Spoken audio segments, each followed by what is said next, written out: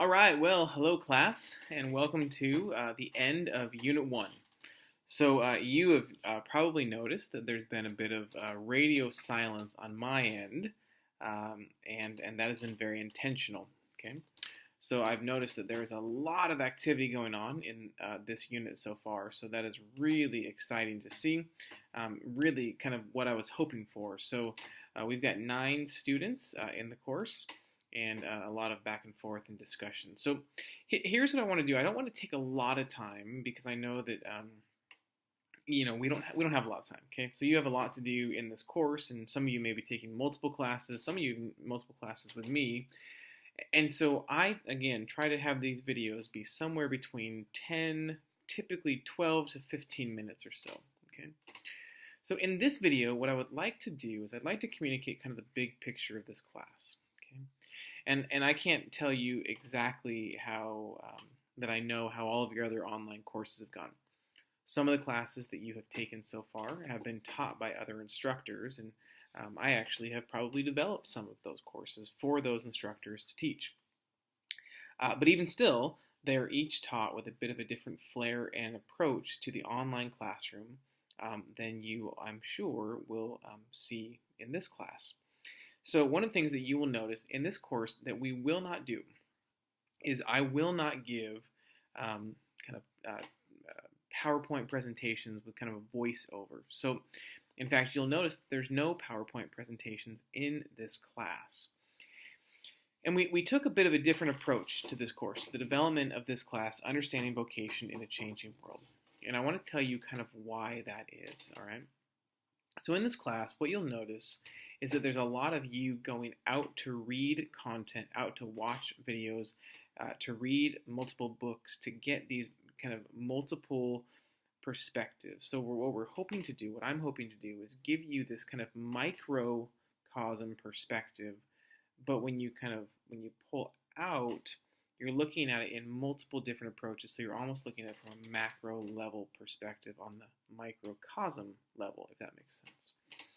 So this is a very, I don't want to say complicated, but it's a very, there's multiple facets to this idea of vocation. And so as we all know, we exist in a very interesting,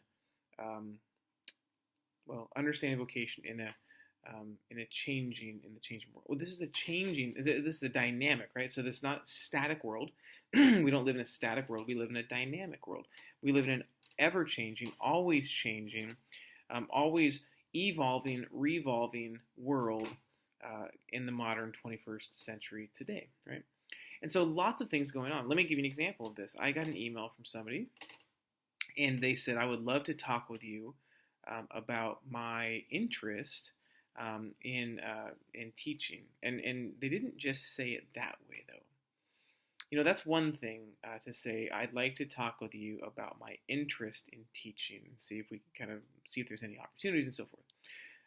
But what this email actually said was, I'd like to talk to you about my pursuit or the pursuit of my calling to teach. And I thought that was an interesting approach to the conversation. For those of us who are people of faith, one of the things that we oftentimes are engaged in discussions around is God's call or God's will, or I believe that I heard a word from the Lord and this is what I am to do. And who are we to argue with God and His will for your life, right? So, and that's a whole different conversation that at some point perhaps we'll have in this class. But as I read that email and I'm thinking about this idea, I'd like to talk with you about the pursuit of my calling to teach. A number of different things, kind of these things were going off in my mind as I thought about that very notion of I'd like to talk with you about my calling to teach. And so a lot of questions come up. So as we talk, so how do you know that this is what you were called to do? And what do you do if you truly believe that you feel called to do something and yet you keep hitting roadblocks? Because interestingly enough, I've had multiple conversations with individuals they would say, my calling is this, and yet they're in something completely different, some completely different realm of possibility from a vocational standpoint, if you want to use that in the modern day vocational term. And so how do you reconcile that? And so one of the things that we'll look at is this reality between what I'm doing, what pays the bills, and what I believe that I'm called to do, what my vocational identity or my vocational call is. Now, in an ideal world, those two things, if you remember from 501, and for those who are in 595, there's this overlap, right? You've got one thing and one thing, and so if you can have them overlap, or even if you had it better this way, right? So this overlay, if they line up exactly, that's perfect. But the reality is that oftentimes what you feel like you are called to do and what you're actually doing that pays the bills, those are two separate things. In fact, one of the things that you're doing to have your bills paid may be something that you don't necessarily enjoy all that much, but the thing that you feel like you are called to do doesn't, pay the bills. And I've got stories that I can tell you from here on out. And so what we're doing in this class, I want to send you and I want to help you think through these things deeply, all right? So that's kind of the gist of it. So if you think, why are we so disparate? Why are we reading so many different things and watching so many films and things like that? What's the deal with this?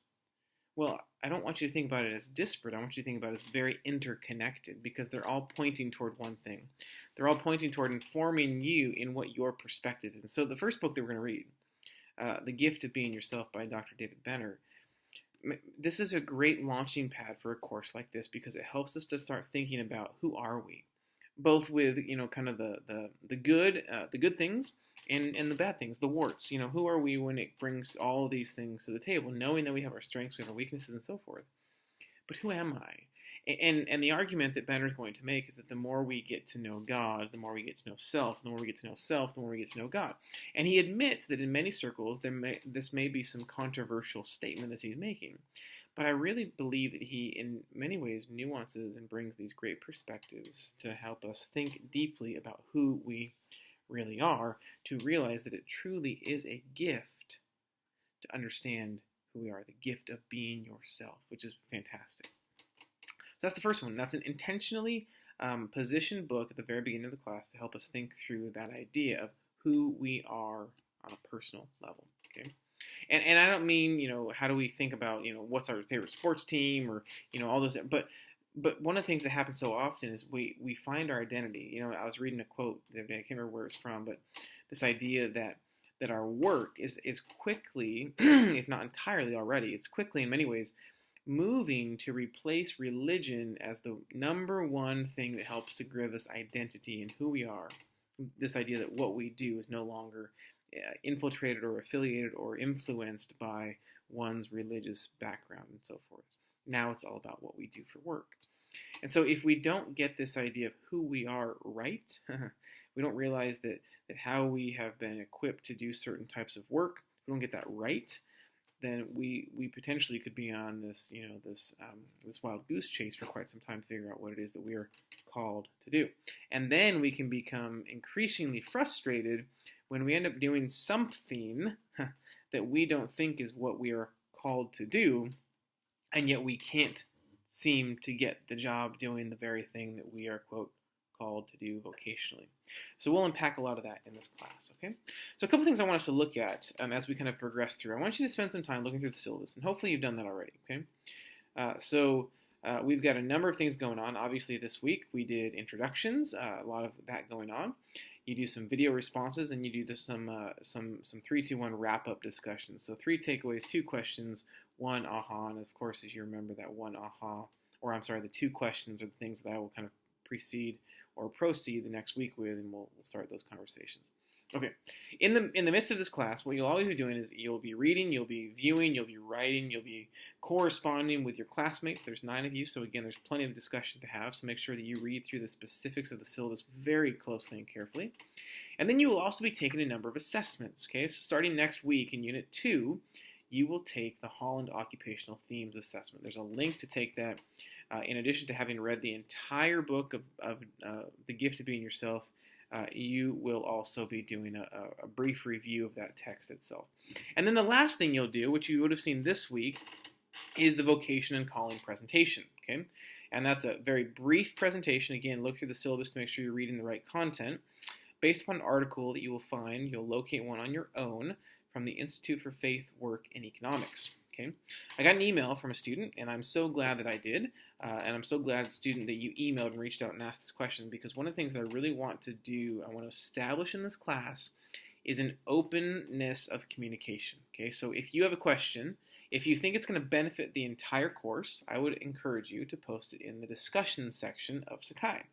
If you think it's something that's going to only benefit you, then just email me or call me, or if you're on campus, come by the office, or if you're close to campus, come by the office. Okay? So there's all that going on. All right, so read through that, and then make sure that you find the right article, the article in the right location, and that you do your presentation. So one of the questions that somebody asks is, how do I do a presentation? So what's the best way to do the presentation? Because I do want it to be live. I do want to see your face, similar to me right here when I'm doing this video. Okay? So here's what you'll do. All right. So I want you to, if you're on a Mac, okay, if you're on an Apple product computer, that's probably the easiest way from a computer standpoint. And I'm going to be very upfront with you. I have not used a PC computer in about, 14 years. Okay, so I'm a little PC illiterate. I hope that's, that could be a problem for some, but I hope it's not a big problem, but I am. So I'm going to talk to you about using this with a Mac, and I'm going to talk about using it with a cell phone, okay? And all of them are going to end up in the same place. So all of you, because you are students here at APU, with your APU student email account, you get a YouTube account, so you don't have to set anything up. And most of us have a Gmail account these days anyway.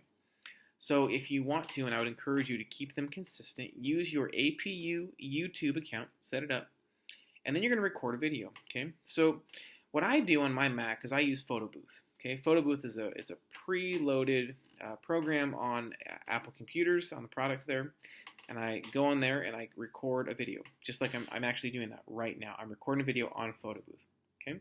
I click on the video, I export it to what would be then an MP4, so we would do a QuickTime video, because that's the Mac version, and similar to that, you would do it just the same with PC and the products that they have. And then once the video is, once it's been exported as a QuickTime video, you'll save it to Movies. I go into Movies in my Finder, click on Movies, I open up the recently saved video, and then I export that, I upload that. So there's a little up arrow to share it, and I share it to YouTube. That's it, okay? So it takes a while to process, and once it's processed, you want to make sure that you have it titled right, and most of us will want to make sure that if you're like me and you're a little OCD, you want to make sure that you have it saved as in the education area, as opposed to, I think, film and entertainment is what the default is, or something like that, at least on my computer. Save it to education, okay? And then you're going to go in and you're going to basically, there's a little section in the YouTube, once it's processed fully, click on the share option, and you will be given an option to to copy and paste a number of URLs, okay? So for your purposes, I want you to do two things, okay? So this is really important. However you get there, you can do the same thing on your iPhone. You can record the video, and you can upload it to YouTube. If you have an Android device, you can save it, do the video on that, and you can upload it to YouTube, okay? And once you're in YouTube, you're going to click on the share option, and I want you to do two things. I want you to click on the share, and it'll automatically come up to just the URL, okay? I don't want that. I don't want the URL yet. What I want for you to do is click on the embed code, okay? So click on embed, copy and paste the embed code, okay? And I'm going to share with you exactly how to upload that embedded video into Sakai in my video next week. But here's the important thing that I want you to do. I want you to make sure that your YouTube account is set up, that you're familiar with whatever recording device tool that you have on your computer or your phone, and figure out how to make those connected to your YouTube account so that when you record the video on your computer, you can flawlessly and seamlessly upload it to YouTube, and then you can share it with the class in Sakai. And I will share with you exactly how to do that next week, along with more information on the syllabus. If you've not engaged in discussion, make sure you do that right away. Make sure you take care of everything this week, and I look forward to seeing you online.